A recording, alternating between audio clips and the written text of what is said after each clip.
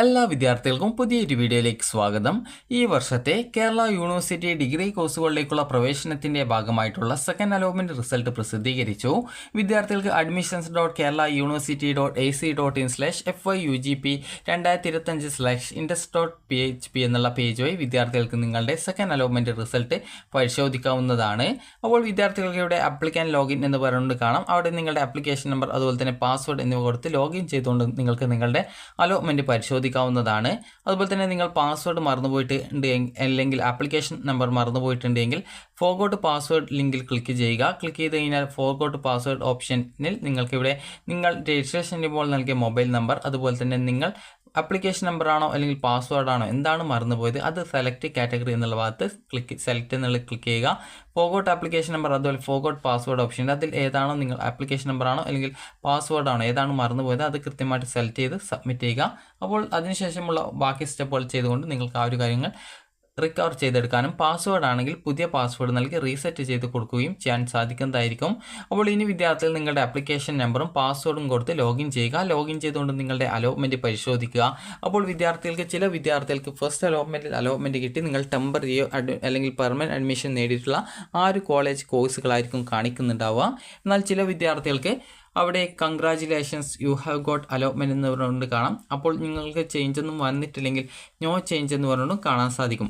അപ്പോൾ നിങ്ങൾക്ക് പുതിയ കോഴ്സിലേക്ക് അലോട്ട്മെന്റ് കിട്ടിയിട്ടുണ്ടോ ഇല്ലയോ എന്നുള്ള കാര്യം നിങ്ങൾ നോക്കുക. കാരണം ചില വിദ്യാർത്ഥികൾക്ക് ചിലപ്പോൾ കോളേജോ കോഴ്സോ ചേഞ്ച് ആയിട്ടുണ്ടാവില്ല. എന്നാൽ ചില വിദ്യാർത്ഥികൾക്ക് കോളേജ് ചേഞ്ച് ആയിട്ടുണ്ടാവില്ല എന്നാൽ കോഴ്സ് ചേഞ്ച് ആയിട്ടുണ്ടാവും. അതുപോലെ തന്നെ ചില വിദ്യാർത്ഥികൾക്ക് കോളേജും കോഴ്സും രണ്ടും ചേഞ്ച് ആയിട്ടുണ്ടാവും. അപ്പോൾ അതുകൊണ്ട് തന്നെ നിങ്ങൾക്ക് അലോട്ട്മെന്റ് നിലവിൽ നിങ്ങളുടെ ആ ഒരു പ്രൊഫൈലിൽ ഏത് കോളേജ് ഏത് കോഴ്സാണ് കാണിക്കുന്നത് എന്ന് കൃത്യമായിട്ട് നിങ്ങൾ നോക്കിയിട്ട് മനസ്സിലാക്കുക. അഥവാ സെക്കൻഡ് അലോട്ട്മെൻറ്റ് പുതിയൊരു കോളേജിൽ കിട്ടിയതാണോ എന്നുള്ള കാര്യം കൂടി കൃത്യമായിട്ട് നിങ്ങൾ ഉറപ്പുവരുത്തുക. അപ്പോൾ ഇതിനുശേഷം നിങ്ങൾ ചെയ്യേണ്ട പ്രധാനപ്പെട്ട കാര്യം എന്താണെന്ന് നോക്കാം. അപ്പോൾ ആദ്യം തന്നെ വിദ്യാർത്ഥികൾ ശ്രദ്ധിക്കേണ്ടത് വിദ്യാർത്ഥികൾക്ക് ഈ ഒരു അലോട്ട്മെൻറ്റിൽ ഒന്നാമത്തെ ഓപ്ഷനാണ് കിട്ടിയിട്ടുള്ളതെങ്കിൽ നിങ്ങൾ കോളേജിൽ പോയിട്ട് പെർമനൻറ്റ് അഡ്മിഷനാണ് നേടേണ്ടത്. ഇനിയിപ്പോൾ രണ്ടാമത്തെയോ മൂന്നാമത്തെയോ നാലാമത്തെ അഞ്ചാമത്തെ ഏത് ഓപ്ഷൻ ആയിക്കോട്ടെ നിങ്ങൾ പോയിട്ട് പെർമനൻറ്റ് അഡ്മിഷൻ തന്നെയാണ് എടുക്കേണ്ടത്. അതുപോലെ തന്നെ നിങ്ങൾക്ക് ഫസ്റ്റ് അലോട്ട്മെൻറ്റിൽ ഏതെങ്കിലും ഒരു ഓപ്ഷൻ അലോട്ട്മെന്റ് കിട്ടിയിട്ടുണ്ട്. അതായത് ഇപ്പോൾ ഫസ്റ്റ് അലോട്ട്മെന്റ് നിങ്ങൾക്ക് ഇപ്പോൾ അഞ്ചാമത്തെ ഓപ്ഷൻ അലോട്ട്മെന്റ് കിട്ടിയെന്ന് വിചാരിക്കുക. അപ്പോൾ അവിടെ നിങ്ങൾ ഓൾറെഡി ടെമ്പററി അഡ്മിഷൻ നേടിയിട്ടുണ്ട്. അപ്പോൾ നിങ്ങൾക്ക് സെക്കൻഡ് അലോട്ട്മെന്റ് വന്നപ്പോൾ പ്രത്യേകിച്ച് കോഴ്സ് മാറിയിട്ടില്ല കോളേജ് മാറിയിട്ടില്ല. അതായത് പ്രത്യേകിച്ച് നോ ചേഞ്ച് ആണ്, ഒരു ചേഞ്ചും ഇല്ല. അപ്പോൾ അതുകൊണ്ട് തന്നെ നിങ്ങൾ ചെയ്യേണ്ടത് നിങ്ങൾ ടെമ്പററി അഡ്മിഷൻ നേടിയ കോളേജിൽ പോയിട്ട് പെർമനന്റ് അഡ്മിഷൻ നേടുക. ഇനിയിപ്പോൾ വിദ്യാർത്ഥികൾക്ക് ഈ ഒരു ഫസ്റ്റ് അലോട്ട്മെന്റ് കിട്ടിയത് അഞ്ചാമത്തെ ഓപ്ഷനാണെന്ന് വിചാരിക്കുക. അത് നിങ്ങൾക്കിപ്പോൾ ഏതെങ്കിലും ഓപ്ഷൻ ആയിക്കോട്ടെ ആ ഒരു ഓപ്ഷനാണെന്ന് വിചാരിക്കുക. ഇപ്പോൾ സെക്കൻഡ് അലോട്ട്മെൻറ്റിൽ നിങ്ങൾക്ക് വേറൊരു ഓപ്ഷനിലേക്ക് നിങ്ങൾക്ക് മാറ്റം കിട്ടിയിട്ടുണ്ടെങ്കിൽ നിങ്ങൾക്ക് പുതുതായിട്ട് ഏത് കോളേജിലാണോ അലോട്ട്മെൻറ്റ് കിട്ടിയത് ഏത് കോഴ്സിലേക്കാണോ പുതുതായിട്ട് അലോട്ട്മെൻറ്റ് കിട്ടിയത് ആ ഒരു കോളേജിൽ പോയിട്ട് വിദ്യാർത്ഥികൾ അഡ്മിഷൻ നേടേണ്ടതാണ്. അപ്പോൾ അതുപോലെ തന്നെ വിദ്യാർത്ഥികൾക്ക് സെക്കൻഡ് അലോട്ട്മെൻറ്റ് കിട്ടിയിട്ടുള്ള വിദ്യാർത്ഥികൾ അതായത് നിങ്ങൾക്ക് ഏറ്റവും ലേറ്റസ്റ്റ് ആയിട്ട് എവിടെയാണോ കിട്ടിയത് അവിടെ നിങ്ങൾ പോയിട്ട് അഡ്മിഷൻ നേടിയിട്ടില്ല എങ്കിൽ ലഭിച്ച സീറ്റ് നിങ്ങൾക്ക് നഷ്ടമാവുന്നതായിരിക്കും. അതുകൊണ്ട് തന്നെ അലോട്ട്മെൻറ്റ് ലഭിച്ച വിദ്യാർത്ഥികൾ നിർബന്ധമായിട്ടും പോയിട്ട് അഡ്മിഷൻ നേടുക.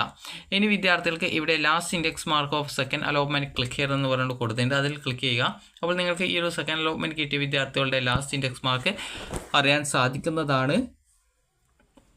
അപ്പോൾ ഇവിടെ നിങ്ങൾ ഏത് കോഴ്സിൻ്റെ ലാസ്റ്റ് ഇൻഡെക്സ് മാർക്കാണോ അറിയുന്നത് അത് സെലക്ട് ചെയ്ത് കൊടുക്കുക.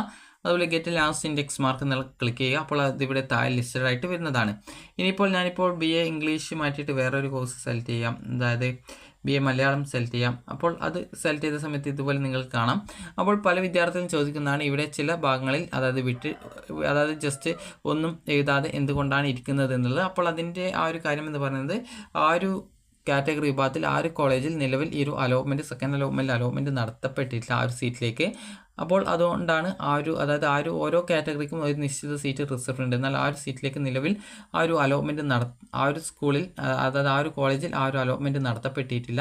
അപ്പോൾ അവിടെ ജനറൽ കാറ്റഗറിയിൽ ആണ് നിലവിൽ അലോട്ട്മെൻറ്റ് നടത്തിയിട്ടുള്ളത്. ചിലപ്പോൾ ആ ഒരു കാറ്റഗറിയിൽ ഉൾപ്പെട്ട വിദ്യാർത്ഥിക്കും ജനറൽ കാറ്റഗറിയിൽ കിട്ടിയിട്ടുണ്ടാകും. കാരണം ഈ ഒരു ജനറൽ കാറ്റഗറി എന്ന് പറയുന്നത് അതിൽ എല്ലാ വിദ്യാർത്ഥികളും ഉൾപ്പെടുന്ന ഒരു കാറ്റഗറിയാണ്. അപ്പോൾ അതുകൊണ്ടാണ് ജനറൽ കാറ്റഗറിയിൽ എല്ലാവർക്കും അലോട്ട്മെൻറ്റ് കിട്ടുമെന്ന് പറയുന്നത്.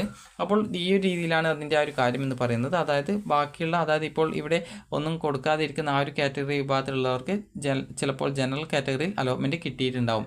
കാരണം ജനറൽ കാറ്റഗറിയിൽ എല്ലാ വിദ്യാർത്ഥികളും ഉൾപ്പെടുന്ന ഒരു കാറ്റഗറിയാണ് ജനറൽ കാറ്റഗറി എന്ന് പറയുന്നത്. ഇനി അലോട്ട്മെൻറ്റ് ലഭിച്ച വിദ്യാർത്ഥികൾ എന്താണ് ചെയ്യേണ്ടത് എന്നുള്ള കാര്യം നമുക്ക് നോക്കാം. അപ്പോൾ അലോട്ട്മെൻറ്റ് നിങ്ങൾക്ക് ആദ്യമായിട്ടാണ് അലോട്ട്മെൻറ്റ് കിട്ടിയിട്ടുള്ളതെങ്കിൽ വിദ്യാർത്ഥികൾ ചെയ്യുന്നത് അലോട്ട്മെൻറ്റ് കിട്ടിയിട്ടുള്ള കോളേജല്ല, ആദ്യമായിട്ടാണ് നിങ്ങൾക്ക് അലോട്ട്മെൻറ്റ് കിട്ടിയതെങ്കിൽ നിങ്ങൾ ഈ ഒരു മാൻഡേറ്ററി ഫീസ് അടക്കണം. മാൻഡേറ്ററി ഫീസ് എന്ന് പറയുമ്പോൾ നിങ്ങൾ യൂണിവേഴ്സിറ്റി ഫീസാണ്. യൂണിവേഴ്സിറ്റി അഡ്മിഷൻ ഫീസ് എന്ന് പറയുമ്പോൾ SC/ST വിഭാഗത്തിന് 1390 രൂപയും മറ്റുള്ള വിഭാഗത്തിന് 2800 രൂപയാണ് വരിക. അതുപോലെ തന്നെ നിങ്ങൾ NIOS അതുപോലെ തന്നെ മറ്റ് സംസ്ഥാന ബോർഡുകൾ എന്നിവയിൽ നിന്നും +2 പാസ്സായതാണ് അല്ലെങ്കിൽ തുല്യത പാസ്സായതാണെങ്കിൽ SC/ST വിദ്യാർത്ഥികൾക്ക് 865 രൂപയാണ്, മറ്റുള്ളവർക്ക് 2275 രൂപയാണ് ഫീസ് വരുന്നത്. അപ്പോൾ ഈ ഒരു ഫീസാണ് നിങ്ങൾ ഓൺലൈനായിട്ട് നിങ്ങൾ അടക്കേണ്ടതായിട്ടുള്ളത്. നിങ്ങൾക്ക് ഫസ്റ്റ് അലോട്ട്മെൻറ്റ് കിട്ടുകയും നിങ്ങൾ ഫീ പേയ്മെൻറ്റ് ചെയ്യുകയും ചെയ്ത വിദ്യാർത്ഥികൾ വീണ്ടും അടക്കേണ്ടതില്ല. നിങ്ങൾക്ക് ആദ്യമായിട്ടാണ് അലോട്ട്മെൻറ്റ് കിട്ടിയതെങ്കിൽ മാത്രമാണ് ഈ ഒരു ഫീ പേയ്മെൻറ്റ് ചെയ്യേണ്ടതായിട്ടുള്ളൂ. അപ്പോൾ നിങ്ങൾക്ക് ആദ്യമായിട്ടാണ് അലോട്ട്മെൻറ്റ് കിട്ടിയതെങ്കിൽ നിങ്ങൾ ഈ ഒരു ഫീ പേയ്മെൻറ്റ് ചെയ്യുക. അതിനുശേഷമാണ് അലോട്ട്മെൻറ്റ് മെമ്മോ കിട്ടുക. അതുപോലെ തന്നെ ഫസ്റ്റ് അലോട്ട്മെൻറ്റിൽ ഒരു കോളേജിൽ അലോട്ട്മെൻറ്റ് കിട്ടി, അതുപോലെ തന്നെ സെക്കൻഡ് അലോട്ട്മെൻറ്റിൽ വേറൊരു ഓപ്ഷനിലേക്ക് അലോട്ട്മെൻറ്റ് കിട്ടുന്ന വിദ്യാർത്ഥികൾക്ക് വീണ്ടും ഫീ പേയ്മെൻറ്റ് ചെയ്യേണ്ട ആവശ്യമില്ല.